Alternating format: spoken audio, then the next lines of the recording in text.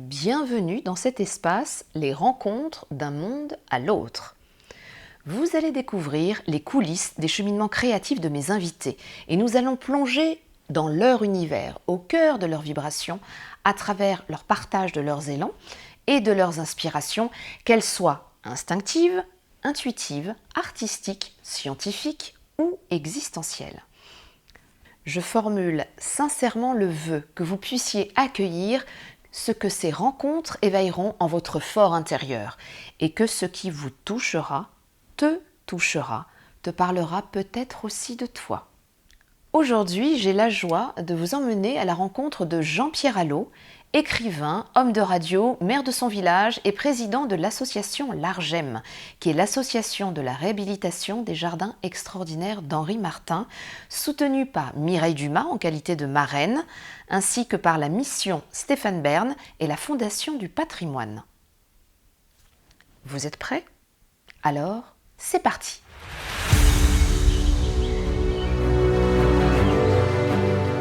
La vie est un théâtre, très souvent, mais l'important c'est d'aller dans les coulisses. C'est là que les personnages prennent corps dans ce qu'il y a de plus intéressant, c'est-à-dire l'intériorité.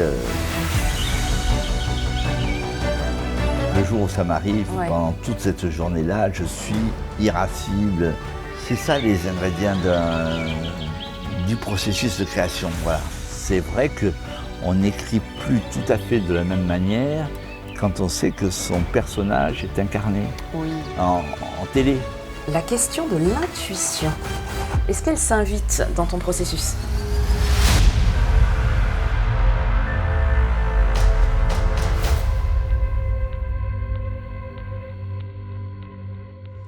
Alors Jean-Pierre, merci de nous faire découvrir cet endroit qui est absolument incroyable.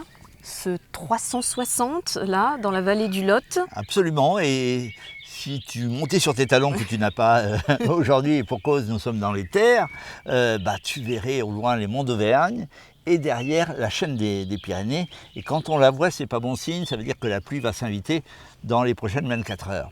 Oui, on est dans un lieu assez magique, on est dans la vallée du Lot, avec ses cingles, ses méandres, dans ce petit village d'Albas qui compte aujourd'hui 540 habitants et qui, il y a un siècle et demi, en comptait 2000. Parce qu'il faut que tu t'imagines ce décor. Là, il y a des vignes autour de nous, mais sur toutes les cévennes, puisqu'on appelle ça les cévennes ici, c'est-à-dire toutes les collines, c'était planté que de vignes, que de la vigne. Ce n'est qu'après la Seconde Guerre mondiale, quand la vigne est descendue dans la vallée, c'est ce qu'on appelle les premières terrasses, mais le vin qui est le meilleur en termes de vin de Cahors, c'est celui qui se fait sur les causses. Car la vigne est masochiste, elle aime souffrir, elle aime les cailloux parce qu'elle va chercher très profond. Et tu sais que certains pieds de vigne, les racines, peuvent faire 5 ou 6 mètres pour aller trouver l'eau. Tu vois. Donc c'est assez fabuleux que le monde viticole, c'est pas tout à fait un hasard. Si j'ai écrit la série Le sang de la vigne, c'est parce que je suis né ici. Tes racines sont profondément aussi ancrées ici. Mon grand-père était vigneron, donc voilà, j'ai l'odeur du mou dans les narines et ces paysages faits de rangs de vignes, de règles, comme on dit à Bordeaux, c'est assez magique. Alors là, on est quand même dans un cadre idéal. Il faut dire que ce sont des lieux qui ont toujours été fréquentés. Car les Celtes, les Gaulois avaient des rites ici. Si tu te promènes, tu vas découvrir des dolmens, des menhirs cachés dans la nature. Il y avait des rites réguliers et on s'aperçoit que des siècles après, on s'y retrouve avec la même émotion parce que il y a une vibration particulière. Voilà, ça te parle, c'est inspirant aussi pour toi. C'est très inspirant. Oui. Voilà, c'est-à-dire que pour moi, tu sais, un roman, c'est d'abord une première impression. Quand je dis impression, c'est au sens photographique du terme. Oui. C'est-à-dire qu'il faut que j'imprime ma rétine sur un paysage qui va susciter une émotion chez moi. Et cette première impression, cette première image, elle va rester durant toute l'écriture du bouquin. Et je peux travailler n'importe où, moi. Je peux écrire dans les cafés, je peux écrire chez moi au coin du feu, n'importe où. Je trouve toujours plaisir à écrire dès lors que j'ai dans ma tête les images qui vont servir de décor à mon intrigue. J'aime la photo, j'aime beaucoup le portrait, un peu moins le paysage, pour ne rien, ça fait partie de mes paradoxes, hein, mais j'ai besoin de paysages pour ancrer mes histoires. Voilà, donc tu pars du paysage pour t'inspirer. Oui, alors donc c'est vraiment super que tu nous emmenes ici. Et j'en vois vraiment la pertinence aussi parce que nous allons justement, durant tout notre échange, nous commençons ce soir, mais nous allons continuer demain aussi dans un écrin, là cette fois-ci, on en parlera tout à l'heure, mais vraiment pour aller à la rencontre de ton processus créatif, à la rencontre de ton intimité créatrice que tu veux bien nous partager, et surtout comment tu en fais l'expérience en fait de l'intérieur, toi en tant qu'auteur justement et écrivain. Alors c'est vrai que je plante mon décor et après il me faut créer des personnages. Ouais. Alors j'ai eu la chance d'écrire des séries, donc avec ce qu'on appelle une bible, avec 3, 4 personnages clés que l'on retrouve dans chacun de mes romans. Alors ils pourraient paraître caricaturaux, mais en fait ils ne le sont pas, parce que j'ai essayé de choisir des personnages qui sont diamétralement opposés. Et donc ça m'amuse beaucoup d'avoir un Séraphin Cantarelle qui est un peu réac, un peu conservateur, une femme qui est une 68 arts attardée, voilà.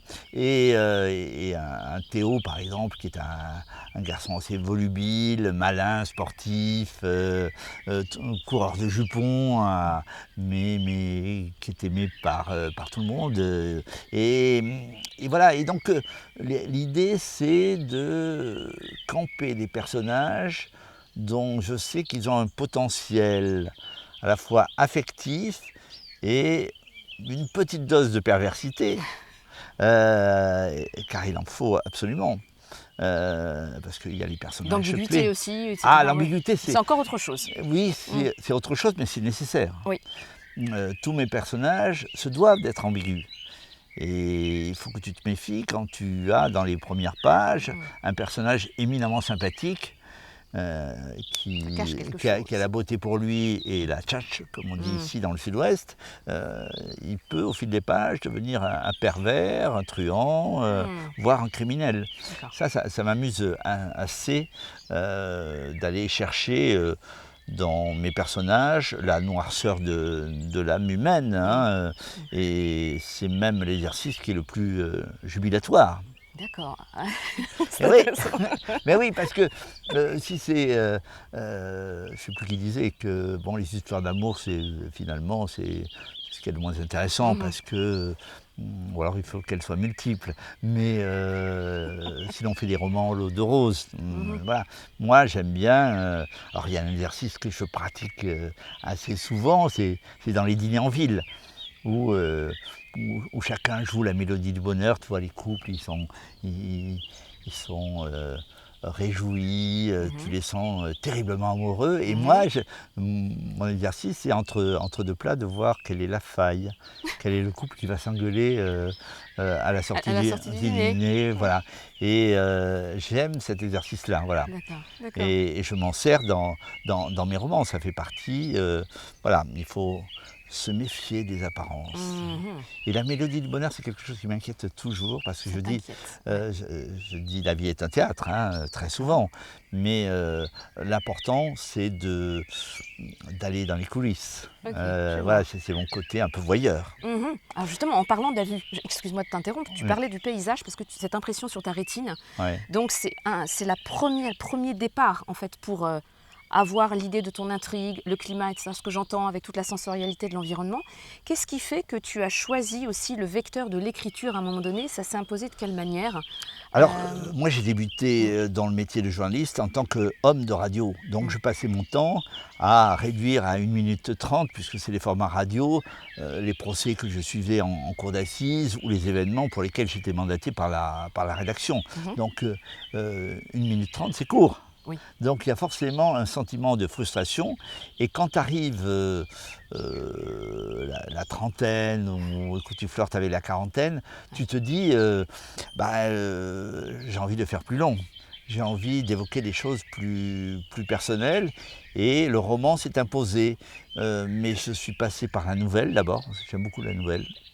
Ça qui est aussi un format court en fait. Qui est un roman, format court et c'est la chute qui compte dans la nouvelle. Oui. Et donc honnêtement j'aime beaucoup la nouvelle, je continue à en écrire de temps en temps.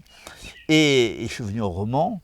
Par le roman policier, mais par le plus grand des hasards. C'est-à-dire que Vraiment oui. Vraiment le plus grand des hasards. Oui, enfin, le fait d'avoir suivi, d'être chroniqueur judiciaire à un moment donné pour la radio, ça m'a permis de côtoyer des criminels que j'avais en face de moi à la cour d'assises. Ils sont à 5 mètres de toi dans leur box. Et ces personnages-là, tu peux les trouver odieux au départ, ils t'inspirent pas forcément confiance. Et puis au fil des audiences, tu t'aperçois que tu aurais pu être à leur place parce qu'ils ont leurs faiblesses, ils ont des qualités humaines et puis à un moment donné, ils sont passés à l'acte, ils ont tué leur femme, parfois leur enfant, enfin des choses extrêmement cruelles. Mais voilà, il y a cette phrase classique que j'ai toujours à l'esprit, pour juger il faut comprendre. Et quand on a compris, on ne peut plus juger. Donc, je trouve qu'être juré d'assises, j'ai jamais été juré d'assises. Oui. Mais c'est très délicat. Oui. Et moi, dans mes romans policiers, j'essaie de ne pas être moraliste. Il n'y a pas de morale. Bon, évidemment, les serial killers, les truands, c'est pas la civilisation que je souhaite. Mais regarde la violence. La violence, c'est introduite dans notre société partout, et chez les jeunes notamment. Ça, c'est quelque chose de très inquiétant. Et donc, je dois tenir compte de ces phénomènes de société quand on écrit. J'essaie, par les dialogues, tout au moins d'être au plus près des personnages que je crée. Voilà. Mais l'exercice le plus excitant, c'est que quand tu es romancier, tu es marionnettiste. Tu es là à manipuler tes personnages et à un moment donné, ils s'animent par eux-mêmes et ils t'échappent. Ils coupent les fils. Et, ils vivent leur vie. Et tu les suis. Et tu voulais qu'un tel aille là, ben non, il a décidé d'aller là. Et là, bien sûr que c'est ton subconscient qui prend le relais. Oui. Et que tu leur fais faire des choses auxquelles tu n'avais pas pensé dans un premier temps. Mais c'est ça qui est le plus excitant. C'est ce que j'allais dire. Je sens que tu aimes ça. Hein. Ah, moi j'adore ça. J'adore ça. C'est-à-dire que moi, j'ai un procédé, mais on est plusieurs auteurs à travailler comme ça. C'est-à-dire, j'écris, je peux écrire toute une journée, enfin, on va dire de 9h à 17h, tu vois. Et je ne me relis pas. J'imprime et je me relis que le matin en prenant mon café. Et là, je vois si c'est bon ou si c'est mauvais. Enfin, parfois je me dis, c'est toi qui as écrit ça, mais c'est pas mal. Ou alors, oh, là, c'est un peu banal, c'est un peu bateau, là, non, il faut revoir ça. Enfin, je me trouve pas trop mauvais juge le lendemain matin, mais jamais après avoir écrit un chapitre. Non, il faut laisser maturer un peu. Et on dit que la nuit porte conseil. Voilà, c'est ce que je veux dire. Tu as ton inconscient aussi qui va travailler un autre niveau. C'est ça. Et tu changes de réalité, en fait, pour avoir un regard neuf le lendemain. Et je n'attaque pas le nouveau chapitre tant que je ne suis pas content du chapitre que j'ai écrit précédemment. Voilà. C'est une règle que je me suis imposée. Je crois qu'elle me réussit pas trop mal, mais j'aime bien me laisser surprendre. D'accord. Et quand je dis, c'est pas mal ça, je bois mon café, il a une autre saveur, vois-tu. Oui, je comprends très bien. Voilà. Donc je comprends aussi que ta relation à l'écriture a été liée au temps, en fait. Oui. Au fait de pouvoir prendre ce temps, ce temps de pouvoir voir l'évolution de tes personnages, les suivre, que eux, justement, volent de leurs propres ailes, quelque part. C'est ça. Et qu'ensuite, tu puisses les suivre et ensemble, vous évoluez au fur et à mesure, étape après étape. Ah oui, je crois que c'est le moment le plus excitant. Oui, il faut cheminer dans son histoire, mais on est plusieurs auteurs comme ça. Hein. Enfin, moi, j'ai voulu m'amuser un jour pour un Sang de la Vigne à faire un plan. Oui. Où j'avais découpé les 12 chapitres. Et puis, mais je me suis emmerdé à l'écrire parce qu'il n'y avait pas l'excitation. Tout était prévisible. Mais tout était prévisible. Et mes personnages, c'était vraiment des personnages, des marionnettes, et là je tirais les fils, mais les fils je les avais imaginés avant, donc et je me suis juré que plus jamais je ne ferai de plan de bouquin. Voilà. D'accord, Voilà. je comprends. Et je sais parfois que je suis dans une impasse. Sur des chapitres, tu t'aperçois que finalement tu as créé des scènes un peu cocasses. Et comment tu vas retomber sur tes pattes pour que ça reste un polar cohérent? Ouais. Et là, je quitte mon bureau. C'est un moment de latence. Voilà. Ouais. Et souvent, je prends un cigare et je vais me promener le long des berges du Lot. Et au bout de quelques minutes, j'entrevois la manière avec laquelle je peux retomber sur mes pattes. Ça, c'est mon meilleur médicament, c'est-à-dire la marche, la réflexion, l'analyse, avec un compagnon qui est pas très exigeant, mais qui a le feu au cul, c'est le cigare. Voilà. Et ça, toi, en rapport toujours dans la nature aussi? Oui, oui. Quand on est né dans un pays de cocagne comme le Quercy, le Lot, bien sûr j'habitais Toulouse, bien sûr je peux aimer la ville. Hein. À Paris, il y a des quartiers que j'aime beaucoup. À Montréal, où j'écris souvent, hein, avec l'urbanité que ça suppose. Mais je sais très bien que quand Montréal est terminé, je reviens dans mon Lot. Et que tout ceci n'est qu'une parenthèse. Donc la nature est pour moi, c'est la chose avec laquelle il est facile de se réconcilier. Voilà. Ah oui, non, je te comprends. Je te comprends. Hein, voilà. Moi qui découvre le Lot depuis vraiment quelques années, c'est très très clair. Tu as une telle variété dans les paysages, tu as des vallées, tu as des causses austères, tu as des lacs, voilà. Et ce paysage, il est enchanteur. Il nourrit ton inspiration. Voilà, mais regarde, Mauriac n'a fait que ça, que d'écrire Bordeaux qu'il détestait. Mais enfin, il a exploité tous les travers des Bordelais, et puis il a fait l'apologie des pins des Landes, des vignes du côté de Langon. Tous ces personnages sont ancrés dans cette terre qui était la sienne, voilà. Et il n'a pas créé des personnages ni sur la Côte d'Azur, ni en Alsace. Non, c'est lui qui disait on n'est que d'un seul pays, le pays de l'enfance. Moi, j'ai vécu ici jusqu'à l'âge de 20 ans, où j'ai embrassé la profession de journaliste, et j'ai eu la chance d'y revenir. Enfin, j'ai jamais quitté le Lot. J'ai toujours eu une petite maison pour écrire. Voilà, bon, maintenant j'ai une plus grande maison. Mais on la découvrira demain. Voilà, c'est demain, ça, oui. Je te ferai découvrir mon antre, là où j'écris quand même la majorité de mes romans, et tu verras que le lieu est très inspirant. Bien volontiers, ça va être un écrin, je sens. Je pense.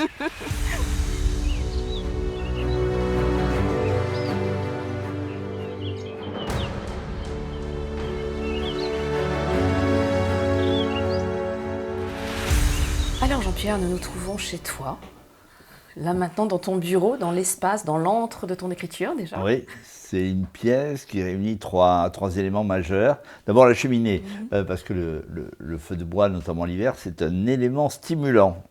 Les canapés, pour être bien, pour relire ce qu'on a écrit.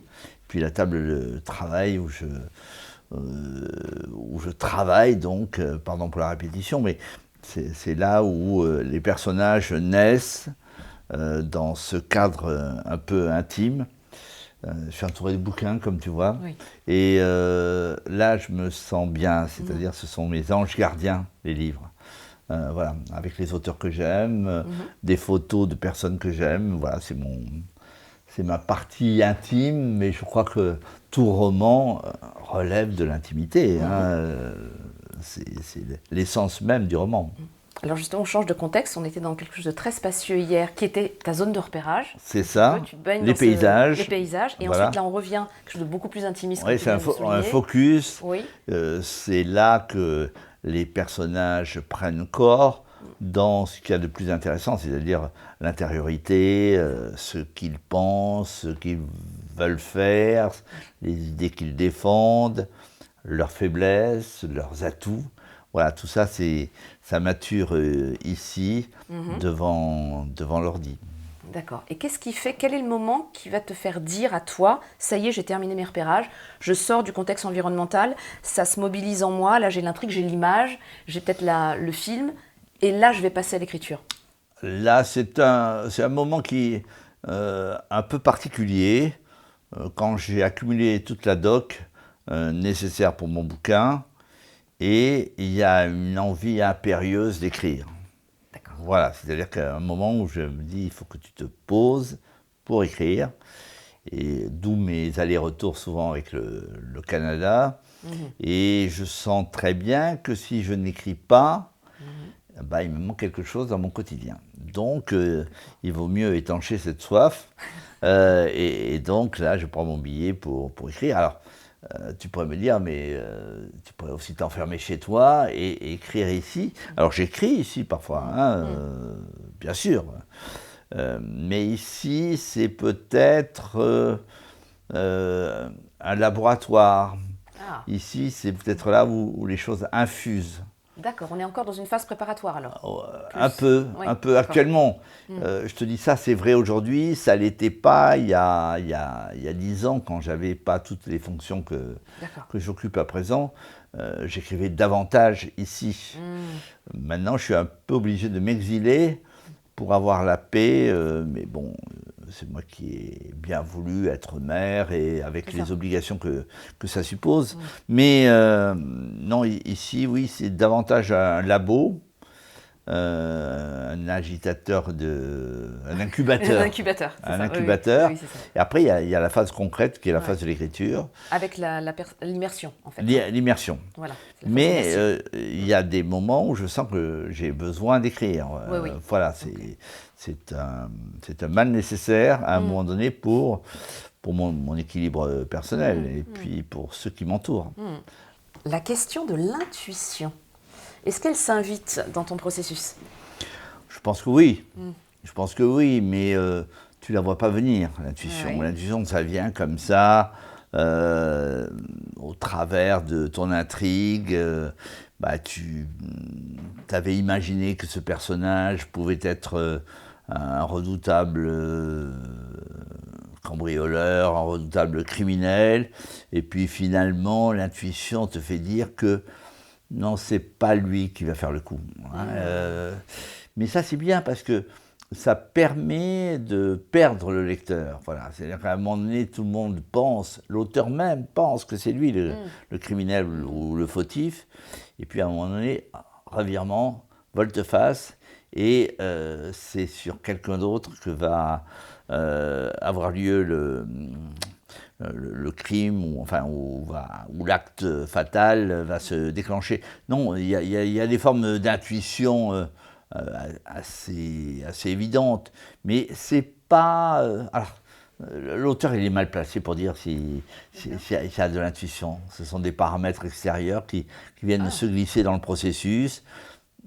Soit tu en prends conscience, mais Oui, nous c'est ça. on ne dit pas intuition, Vous dites pas intuition. on dit inspiration. Inspiration, voilà, c'est ce que je veux dire. Quelle distinction tu peux faire entre intuition et inspiration? Bon, Ouais. l'inspiration, moi, elle vient d'un lieu, d'un cadre, de la psychologie de mes personnages, voilà. Oui, elle s'appuie sur du concret. Voilà, c'est ça. Et D'accord. après, bon, oui, il y a certainement une forme d'intuition, mais que je mets sur le compte de l'inspiration. Voilà, Voilà, d'accord. c'est un jeu assez subtil. Oui, oui, oui. Hein, voilà, c'est de la sémantique d'auteur. Et tu te laisses surprendre par tes personnages, c'est ce que j'entends aussi. Oui, Tu alors aimes ça. mes personnages, j'aime quand ils me surprennent. Voilà, c'est ce qu'on disait là-haut, oui, hein, oui, c'est-à-dire on crée les marionnettes, et puis les marionnettes, à un moment, ça. elles s'animent Elles toutes s'animent seules, ouais. et ça, c'est la partie la plus excitante. Voilà. Alors, en posant ça, je reviens aussi sur la notion de caméléon que tu aimes bien, justement, dans ce jeu de rôle, ces différents jeux de rôle, ces différentes intrigues, ces différents lieux. Qu'est-ce qui te fait vibrer là-dedans? C'est fabuleux parce que tu peux redevenir gamin si tu mets les gamins en perspective. Tu peux être femme, tu peux être homme, tu peux être viril, tu peux être lâche, pleutre, tu peux être tous les personnages de la Terre. Et c'est bien comme... c'est un défouloir pour l'écrivain. D'accord. Quand- Cette multiplicité-là que tu embrasses, c'est... Quand il ouais. épouse les traits d'un traître, par exemple, quand il y a de la duplicité, quand il y a des choses qui, comme ça, sont en marge des valeurs classiques, moi, je me régale. C'est-à-dire que j'explore la partie sombre de mon individu que je ne montre pas en temps normal. D'accord, oui, c'est un exutoire. C'est une thérapie, l'écriture. Il ne faut jamais l'oublier. Hein, voilà. Alors, si ça fait plaisir à plein de lecteurs ou lectrices, tant mieux.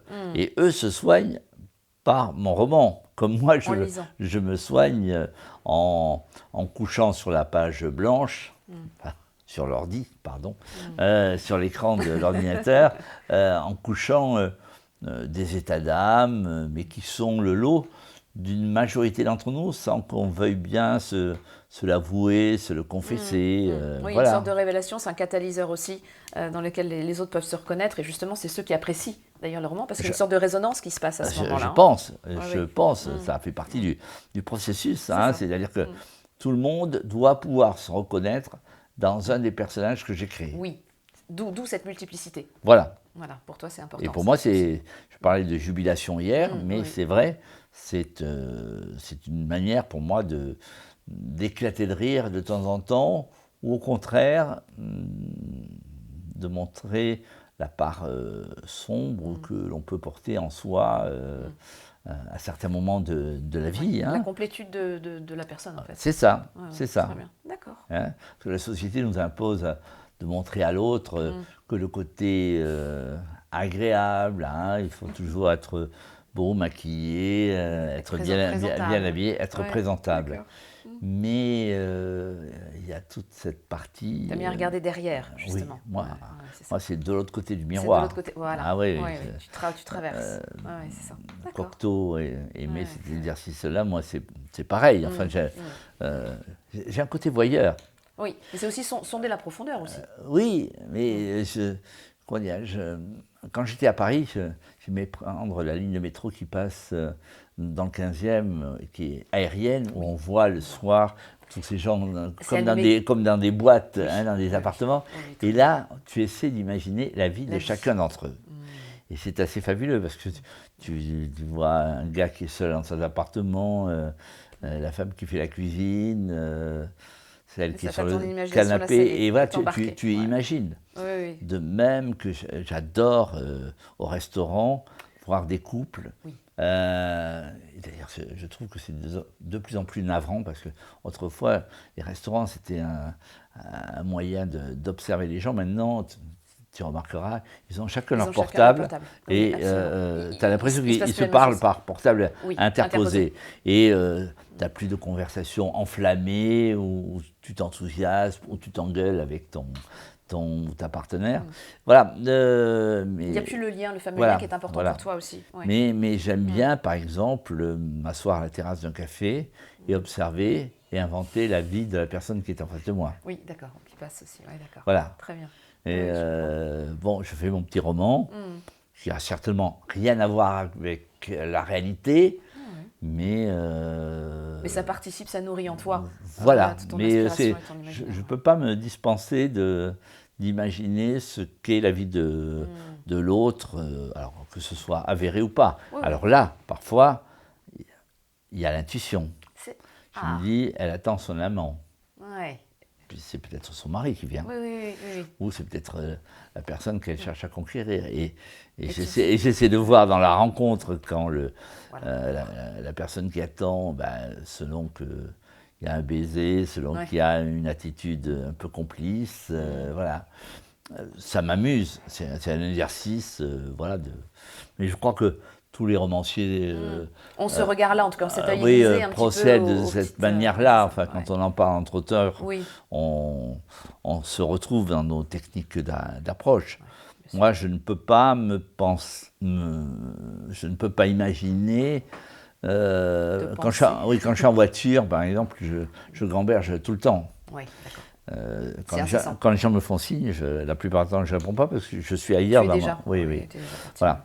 Mais c'est comme ça au quotidien. Alors Jean-Pierre, j'aimerais savoir aussi, là je suis curieuse à mon tour, est-ce qu'il est arrivé des moments où dans ton processus créatif, tu as vécu vraiment des même pour des raisons extérieures, une rupture de ce processus. Et comment tu as vécu ça? Alors, il faut que cette rupture, elle soit extérieure, imprévisible. Bon, mais honnêtement, dans mon processus d'écriture, c'est rare quand quelque chose me perturbe sérieusement, puisque je me mets en condition, je suis dans ma bulle, donc théoriquement, il n'y a pas d'éléments extérieurs qui doivent intervenir. Sauf à dire que parfois, il y a un problème technique. Et là... Exemple. Exemple, un chapitre qui disparaît. Voilà. Oh là là là là. Tu as passé 3 jours à l'écrire, et d'un seul coup, tu ne retrouves plus le fichier.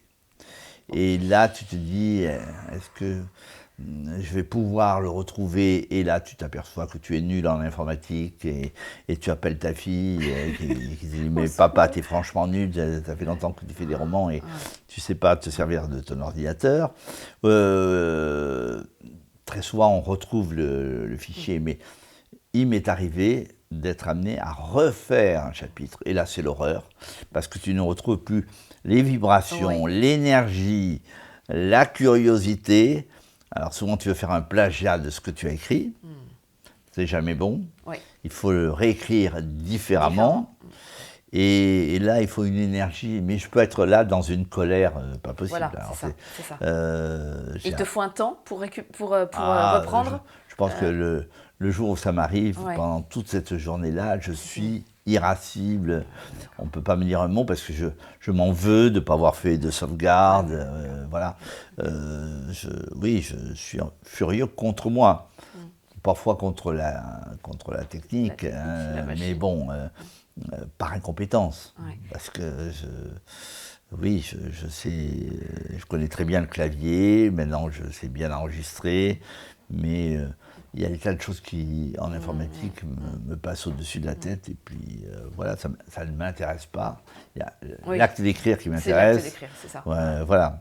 Est-ce que ça a réorienté de temps en temps, enfin certaines fois justement dû à ça, même peut-être le peu de ça m'est arrivé à la réécriture d'un chapitre de penser un peu différemment la suite. Ça m'est arrivé, certes, en condition de me mettre justement dans une logique où je recrée et non pas...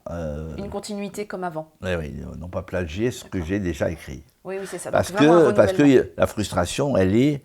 Tu ne retrouves pas l'énergie. Bien sûr, c'est ce que tu disais. Oui, c'est très clair. Et voilà, c'est comme quand tu te trompes de chemin en route, parce que tu as suivi ton GPS et qui t'amène dans un chemin embourbé. Et tu te dis, mais j'ai une carte routière dans ma voiture et je me laisse embourber, mais je suis nul. Donc ce que j'entends aussi, c'est qu'il y a une dépréciation là. C'est pas simplement le problème de la voiture, c'est qu'il y a le regard aussi sur toi. Mais il faut être confronté, avoir le nez dans son caca pour s'apercevoir qu'on a fait fausse route, mais bon, ce sont des choses qui arrivent assez rarement désormais quand même. D'accord. Nos ordinateurs ont des sauvegardes, aujourd'hui c'est quand même assez génial.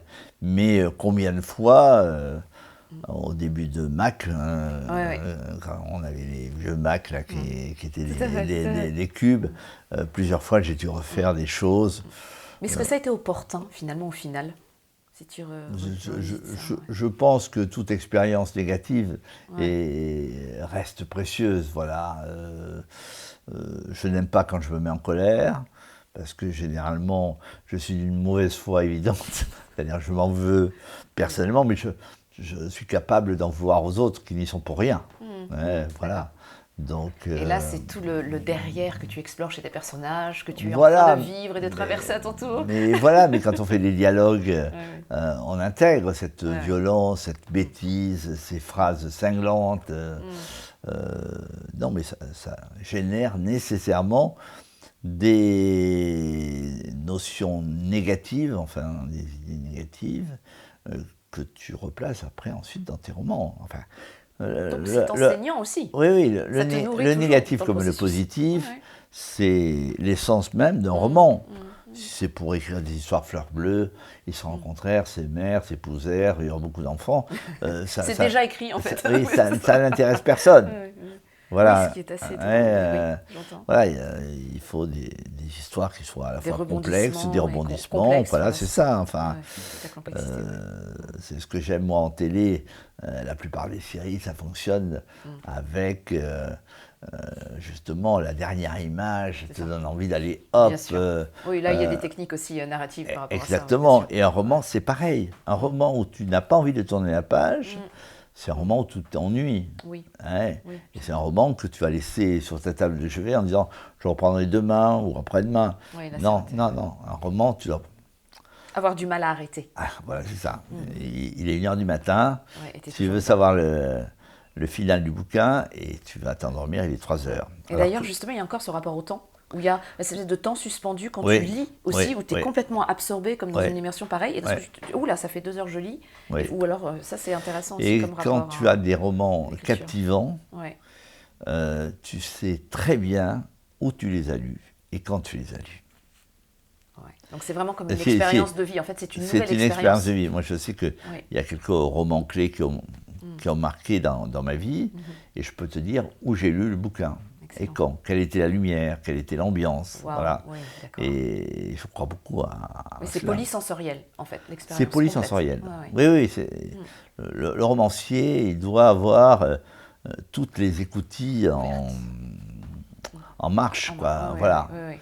Et il doit être sensible à tout ce qui se dit, à tout ce qu'il ressent, odeur, bruitage. Voilà, c'est ça les ingrédients du processus de création. Voilà, être sensible à tout ça. À tout ça, ouais.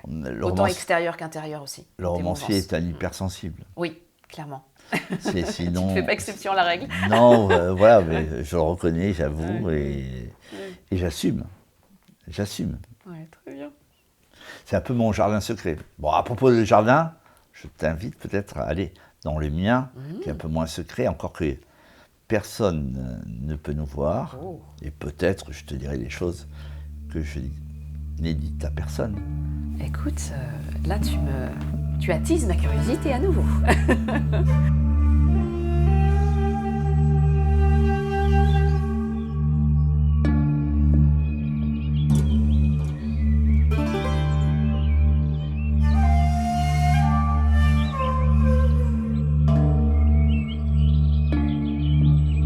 Alors Jean-Pierre, je vois que tu as apporté un objet particulier. Oui, c'est mon arme fatale que tu retrouves dans mes romans fréquemment, c'est le cigare. Alors, j'étais pas du tout un fumeur, surtout pas un fumeur de cigarettes. Ça a été la vie qui m'a amené à aller à Cuba, au Honduras, à Saint-Domingue et à découvrir le cigare. J'ai même été rédacteur en chef d'un magazine sur le cigare et pour moi, le cigare, c'est synonyme de plaisir. Je n'empile pas les cigares les uns derrière les autres. Non, je les fume à des moments très, très précis.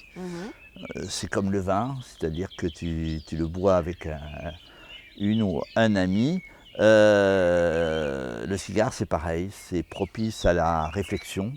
Et très souvent, quand je suis dans une impasse, parce que parfois, quand tu écris des romans, il arrive des moments où tu es vraiment dans l'impasse, où tu ne sais pas sur quel chemin tu vas embarquer tes personnages pour retomber sur tes pattes.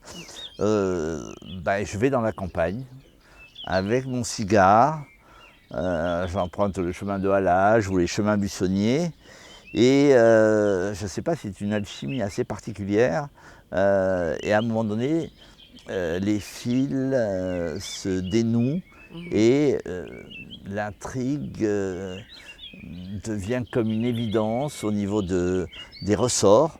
Et le cigare est synonyme pour moi de réflexion, de concentration ou d'amitié partagée. Et en cela, c'est quelque chose qui m'apaise aussi. Alors je choisis les moments, hein, c'est-à-dire que je ne vais pas prendre un cigare au petit déjeuner, ça c'est sûr, mais aux heures vespérales, crépusculaires comme ça, je trouve que c'est génial. Ou alors, tu sais, dans le Lot, on a un ciel particulièrement étoilé, puisqu'il y a le fameux triangle noir. Voilà. Et donc, fumer un cigare sous la voûte céleste, c'est l'antichambre du paradis. Je comprends. Donc ce que j'entends aussi, c'est que ces impasses-là peuvent arriver dans ton récit à la fin de la journée plus, Oui, finalement. oui. C'est très rare le moment où je suis dans une impasse le matin. Le matin, il y a le processus de l'écriture qui fait que tu es devant ton ordinateur, parce que j'écris qu'à l'ordinateur maintenant. Oui, Ça c'est la m'arrive question que j'allais te poser aussi. ça justement. m'arrive d'écrire des débuts de chapitres à la terrasse d'un café quand j'ai une idée. D'accord. Je sors une feuille de papier et j'ai les 4 ou 5 premières lignes d'un chapitre. Voilà. Mais la plupart du temps, je suis à l'ordinateur. Et il ne faut pas croire que quand on se met à cette table de travail, on a nécessairement une idée précise de ce qu'on va écrire. C'est Colette qui disait si on écrivait quand on est inspiré, on n'écrirait pas souvent. Et l'inspiration, ça vient en écrivant. Et donc, très souvent, je me retrouve devant mon ordinateur. Je sens que ça ne vient pas. Alors, je vais dans ma cuisine, je prends un café. D'accord, tu n'insistes pas. Je n'insiste pas. Et puis, le café absorbé, je reviens à l'ordinateur et puis à un moment, hop, je trouve le fil et c'est parti. Voilà. Donc, quand c'est parti, généralement, c'est plutôt bien parti. Je mets des dialogues de façon à enrichir, parce que le dialogue dans un roman, c'est quelque chose de très important. Moi, j'aime beaucoup la parole. C'est mon métier, encore une fois, la radio qui revient. Et tu peux dire dans tes dialogues des tas de choses que tu ne peux pas traiter dans la version romanesque, au niveau des paragraphes qui précèdent. Il vaut mieux un bon dialogue que de longs paragraphes descriptifs à la Balzac. Non, c'est... Voilà, donc j'aime le dialogue, j'aime la couleur du dialogue, et en fonction de mes personnages, je les fais parler différemment. Donc c'est assez proche le glissement sur le scénario arrive assez naturellement, finalement. Assez naturellement, c'est vrai que tu ne fais pas parler un facteur comme le responsable d'une entreprise ou un viticulteur. Enfin, voilà, ça permet même de jouer sur les accents. Ce sont des crayons de couleur, les dialogues pour un romancier. Donc, ça permet de mettre du sel et pas mal de poivre dans un récit. Oui, je comprends. Très bien. Tu parlais que tu écrivais uniquement à l'ordinateur. Là, je rebondis là-dessus. Principalement, mais jamais tu as pris un petit carnet comme ça dans ton processus? Si. Alors, j'ai un carnet qui est un carnet de repérage. Ah, c'est sur tes repérages. C'est sur mes repérages. Je note plein d'images. Je fais des photos aussi avec mon téléphone pour être sûr de ma mémoire. Et je note des petits détails, des dates, des anecdotes. J'ai mon carnet de voyage qui est très mal écrit. Parfois, je n'arrive même pas à me relire parce que souvent, j'écris en regardant l'objet ou le lieu qui m'intéresse. Mais voilà. Si, j'aime le rapport à l'écriture, parce que c'est assez charnel quand même. J'aime écrire à l'encre noire et jamais à l'encre bleue. On a tous nos petits tics, voilà. Et ça, c'est important pour moi. Et je ne veux pas perdre le goût de l'écriture. L'ordinateur, c'est devenu une nécessité parce que déjà la mise en page se fait automatiquement. Et c'est curieux, une fois que tu as ton texte qui apparaît sur ton écran, tu vois tout de suite ce qui cloche, s'il y a une répétition, s'il y a une phrase qui est bancale. Voilà, ça c'est quand même la force de l'informatique aujourd'hui. Est-ce que tu as senti une différence entre le fait, d'écrire avec la main et sur un plan horizontal et le fait justement d'être à l'ordinateur, c'est différent un petit peu comme si tu joues au piano, et avec un écran vertical, parce que neurologiquement c'est pas tout à fait la même chose. C'est vrai, c'est-à-dire que j'ai l'œil rivé quand même sur l'écran. Je regarde assez peu le clavier, voilà, sauf quand je fais des fautes. Mais non, je regarde d'abord mon écran et la pensée va toujours plus vite que l'écriture. Et de temps en temps, je suis obligé de relire ma phrase pour voir si elle sonne bien, parce que je suis adepte de la phrase de Flaubert qui lisait son texte, le fameux gueuloir. si tu lis à haute voix À ton haute voix, c'est texte, ça. tu vois tout de suite quand ça pêche. Oui. Et moi j'aime bien ce travail-là, cette lecture à haute voix. Pour moi, c'est la seule qui vaille pour savoir si un texte est bon. Voilà. D'accord, d'accord. Hein, s'il n'y a pas un problème de ponctuation, voilà. Et tout à l'heure, j'ai parlé de Balzac, mais j'aime beaucoup Balzac. Les premiers romans que j'ai lus, c'est Le Père Goriot, c'est Le Lys dans la vallée. Et c'est un auteur qui a le sens de la description, c'est fabuleux, Balzac. Mais moi, il me faut une ponctuation plus concentrée, plus rapprochée, voilà. Pour que ça soit dense, il ne faut pas forcément des phrases avec des pronoms relatifs. Voilà. Je ne suis pas proustien dans mon écriture, ça c'est sûr. D'accord. Alors, si on reparlait encore de ton développement, enfin on continue, pardon, à parler de ton développement dans la maturation de ton écriture. Les étapes, tu disais que tu terminais un chapitre les uns après les autres. Tu as des périodes comme ça de maturation. Est-ce que tu as observé une certaine constance voilà, ou des récurrences dans ce processus de développement? C'est-à-dire que moi, ce sont des à-coups, finalement. Quand je me dis que je me mets à l'écriture, je m'y mets entièrement. Oui. C'est-à-dire qu'il n'y a pas la notion de dilettante, j'écris quand j'ai un peu de temps, j'écris quand je suis disponible ou inspiré, pour reprendre la phrase de Colette. Non, quand je suis dans mon roman, j'y suis. Et donc c'est pour ça que, actuellement, avec mes obligations en tant que maire de village, en tant que responsable au niveau de la communication à la communauté de communes, j'ai très peu de temps à moi, honnêtement. Mais je pars écrire souvent à l'étranger, au Canada la plupart du temps, parce que d'abord la ville de Montréal m'inspire et puis j'aime le Canada, parce que la nature est souveraine. Enfin, il y a 36 raisons d'aller écrire au Canada. Et quand j'y suis à fond, c'est-à-dire que je suis avec mes personnages. C'est un peu comme si je faisais une réunion de famille, et là, tous mes amis et mes enfants sont là, et je profite d'eux pleinement. Et là, j'ai réuni mes personnages pendant 15 jours, 3 semaines. Généralement, il faut 1 à 2 mois d'écriture pleine. D'accord, tu as une immersion en fait pendant immersion. 1 ou 2 mois. Ça ne veut pas dire qu'on fait un roman en 2 mois.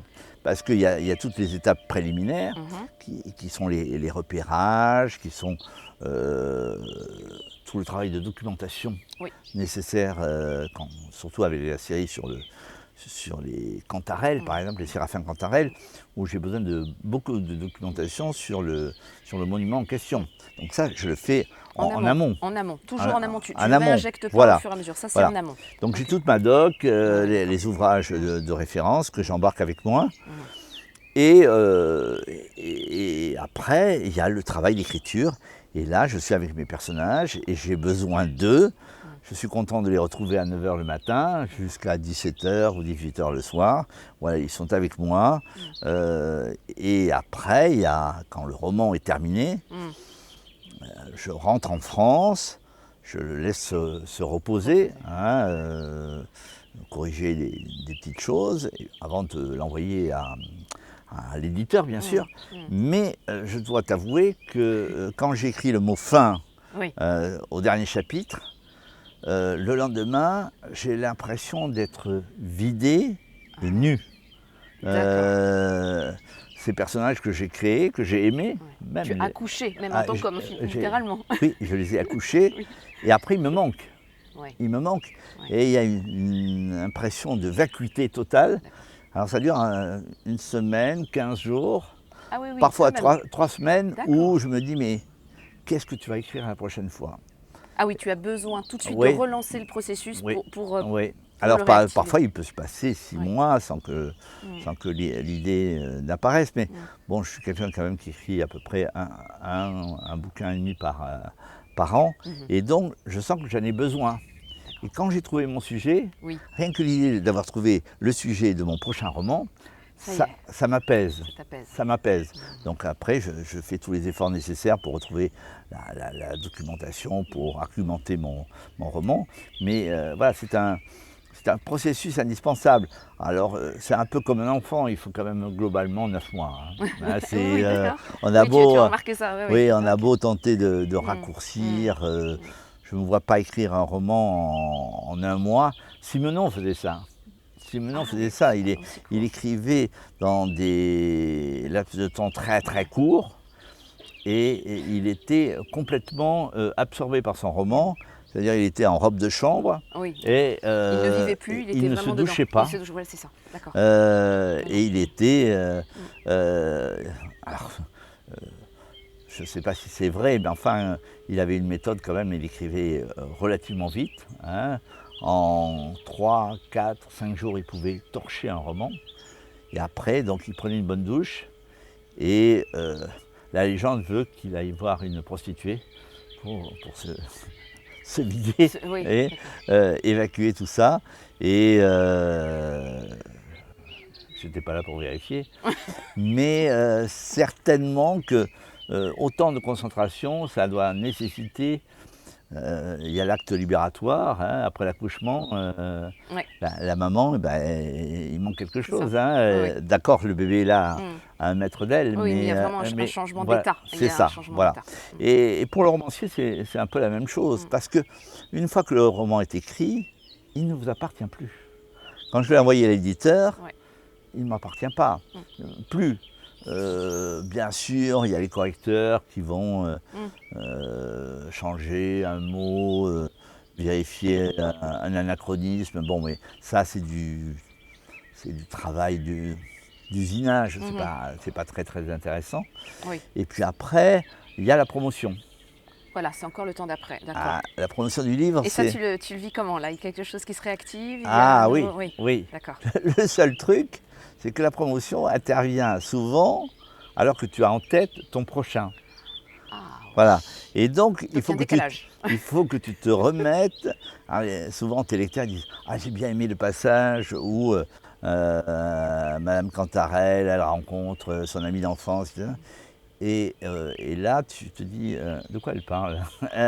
Alors que c'est toi qui as écrit l'histoire Oui, oui. et que tu es censé la connaître parfaitement. Mm. Mais comme déjà, tu te projettes dans ta prochaine histoire, tu as un oubli. Mm. Mais moi, j'aime bien la phase de promotion D'accord. parce que j'aime parler de mes personnages. Alors faire des conférences, Mhm. des débats, ça me gêne vraiment Ouais. pas. Et Simone Signoret disait, elle disait, je fais les cuivres. D'accord. Oui, C'est-à-dire oui.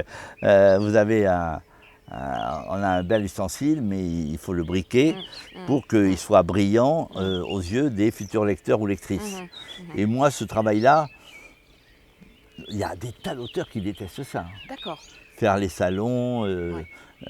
les auteurs un peu introvertis par Oui, exemple, oui. Parce que, oui. c'est vrai que ils sont traumatisés à l'idée C'est derrière une très table inconfortable. parce Ouais.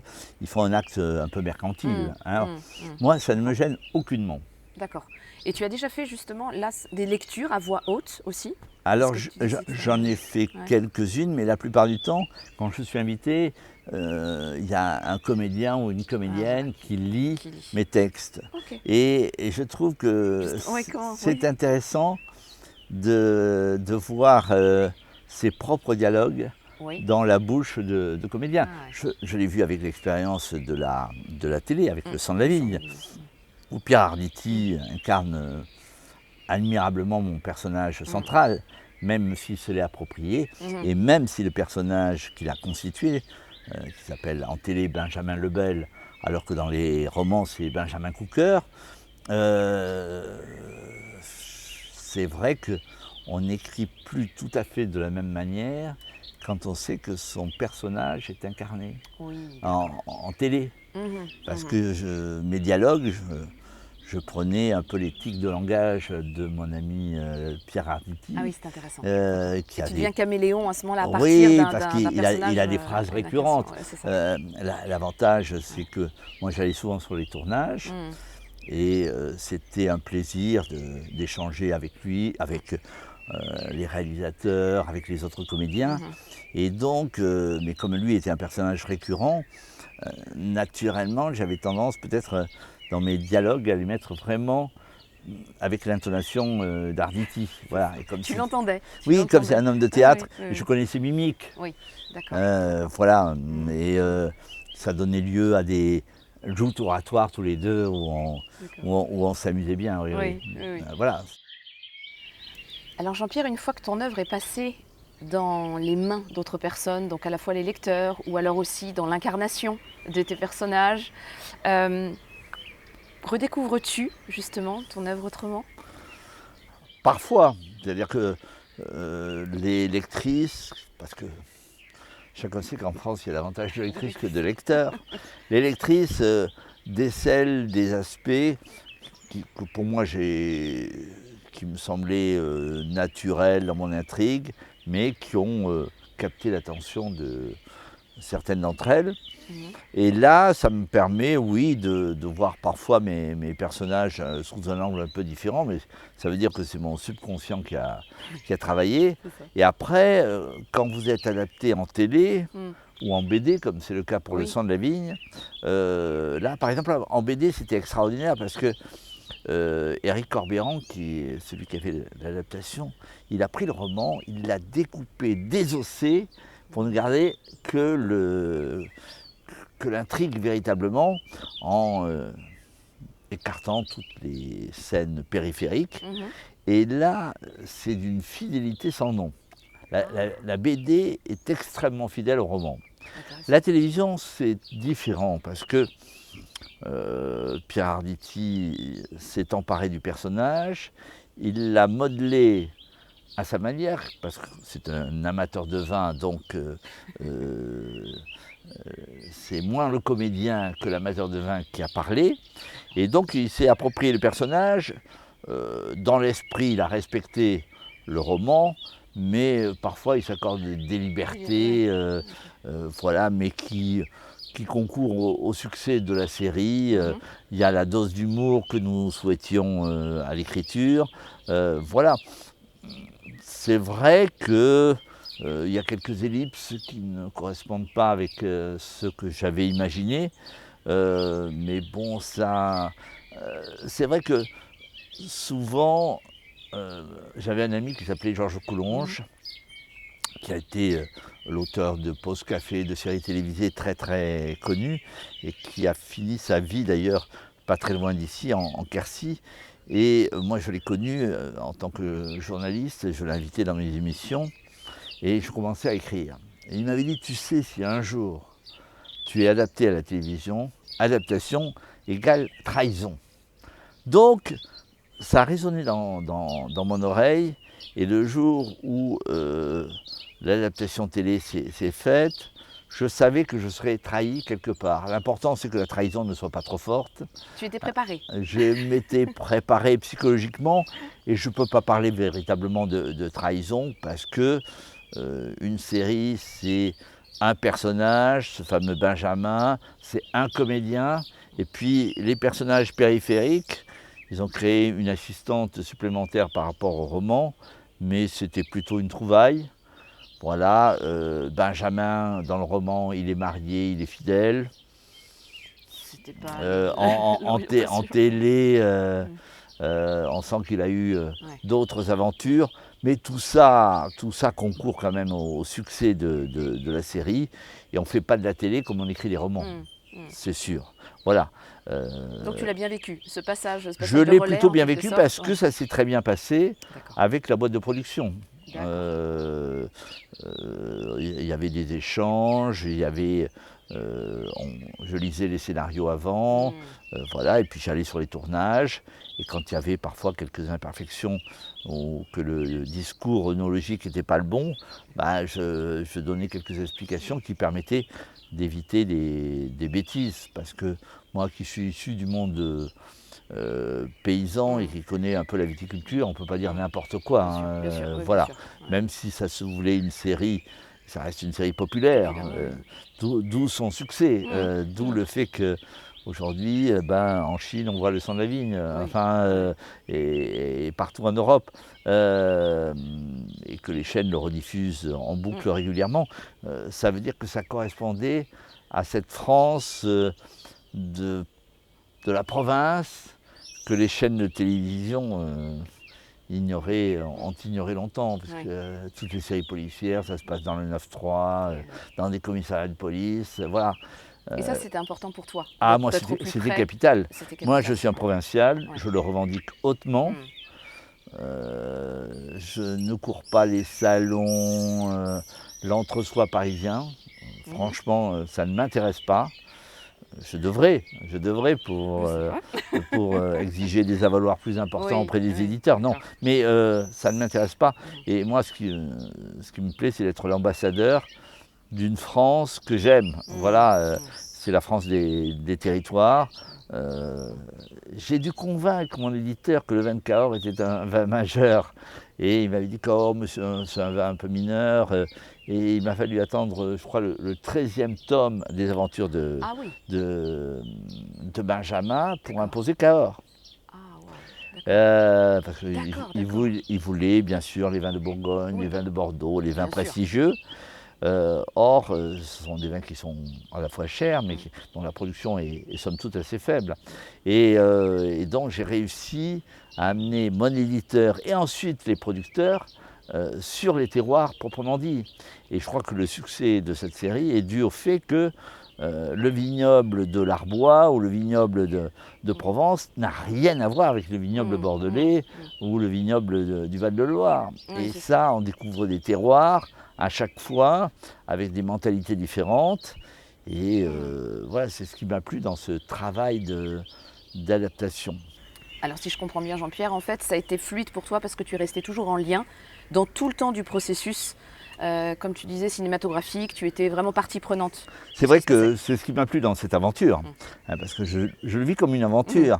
Alors, on est rare les auteurs qui sont adaptés au cinéma ou en télé, et surtout sur une période aussi large. Donc oui, j'avais fait de la télévision comme présentateur de journal, donc j'avais une caméra, mais là, découvrir l'univers de la fiction, ça m'a plu, la rencontre avec les comédiens, avec la productrice, avec les réalisateurs. Parce qu'il y a eu plusieurs réalisateurs dans cette série, et avec des liens plus ou moins forts avec certains d'entre eux. Donc voilà, oui, c'était pour moi une aventure dont j'ai l'impression qu'elle ne se terminera jamais. Parce que je dois vous dire qu'avant Pierre Arditi, c'était Gérard Depardieu qui voulait jouer cette série. Donc heureusement qu'on ne l'a pas fait avec Gérard pour les raisons que vous imaginez aujourd'hui. Mais tu vois, ça a été quand même déjeuner avec Depardieu, parler du personnage avec un des plus grands comédiens, parce que quels que soient les événements qui ont suivi, et là Arditi, qui est un auteur de théâtre, enfin un interprète de théâtre remarquable, et qui a son charisme, qui est populaire, qui joue toujours les vieux beaux, voilà, avec ses paradoxes, mais j'aime beaucoup Pierre. Donc c'était vraiment la relation, la curiosité, un nouvel apprentissage aussi, et de la découverte pour toi, qui encore plus pour l'enrichissement de tout ton parcours déjà. Donc c'était une aventure, comme tu le dis. D'accord. Alors je vais te poser une petite question. Imaginons maintenant, ne serait-ce qu'un instant, Jean-Pierre sans l'écriture. Ça donnerait quoi? Je pense qu'il y aurait une énorme vacuité et que non, je ne me vois pas ne pas écrire, comme je ne me vois pas ne pas lire, comme je ne me vois pas habiter en ville, comme je ne me vois pas aller vers les autres. Voilà, moi je savoure la vie, je crois que je suis un épicurien et que c'est la nature, les autres qui m'ont nourri, qui me nourrissent encore, et j'ai besoin de ce contact. Je suis quelqu'un d'assez tactile, assez sensible aux humeurs du temps.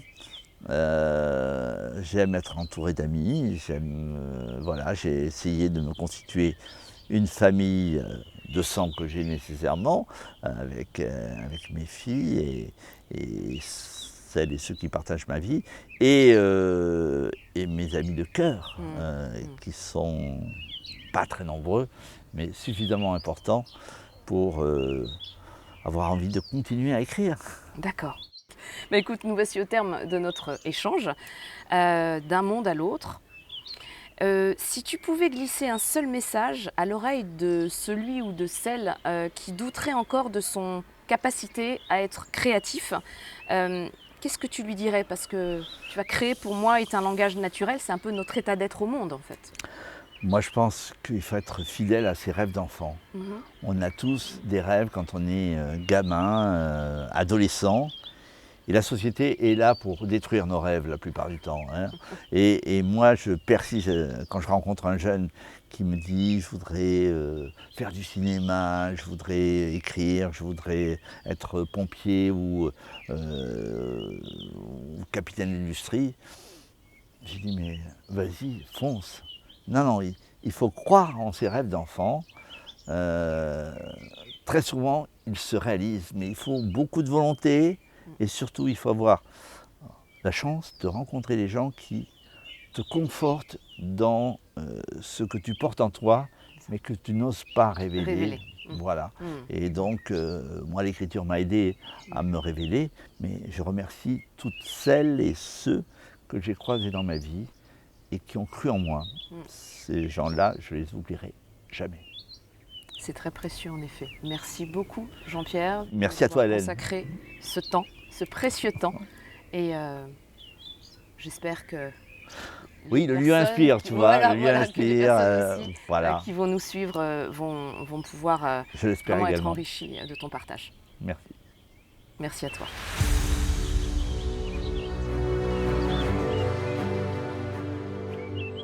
Merci d'avoir écouté, senti, respiré au rythme de cette précieuse rencontre avec nous. Le processus créatif de mon invité, Jean-Pierre Allot, illustre la manière unique que nous avons, toutes et tous, d'habiter le monde. J'espère que celle-ci t'inspirera sur ton propre chemin. Je vous propose de décanter cette traversée en prolongeant cette expérience avec le podcast Résonance, dont vous trouverez le lien sous cette vidéo. Quoi qu'il en soit, n'oubliez pas de prendre soin de laisser infuser ce que cette rencontre a déjà éveillé en vous et de cultiver cet enrichissement. À bientôt ou à tout de suite au cœur des résonances.